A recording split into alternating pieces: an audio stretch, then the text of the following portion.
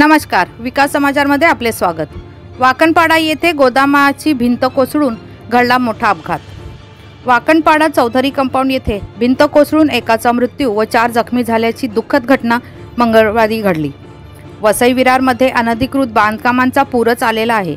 या अनधिकृत बांधकामांना मनपा अधिकारी सर्रास पाठीशी घालत आहेत। अशा प्रकारचे बांधकाम 24 ते 48 तासात 20-20 फुटांच्या भिंती बांधण्याचे काम भूमाफिया व कॉन्ट्रॅक्टरद्वारे होत आहेत। अशा प्रकारच्या बांधकामांना किती मजबूती असेल याचा आपण विचार करू शकता। असाच एक प्रकार मंगळवारी संध्याकाळी 5:30च्या सुमारास वाकणपाडा येथील चौधरी कंपाऊंडमध्ये घडला। गोदामाची 20 फूट उंच भिंतीचे अनधिकृत बांधकाम सुरू असताना भिंत कोसळून एकाचा जागीच मृत्यू व 4 जण जखमी झाल्याची घटना समोर आली आहे। अपघातग्रस्तांना ॲपेक्स व प्लॅटिनम रुग्णालयात नेण्यात आले आहे। वारंवार पत्रकार व समाजसेवकांमार्फत अनधिकृत बांधकामांना तक्रारी करून सुद्धा अनधिकृत बांधकामांना वाव देणारे मनपा अधिकारी डोळे व कान बंद करून बसले आहेत।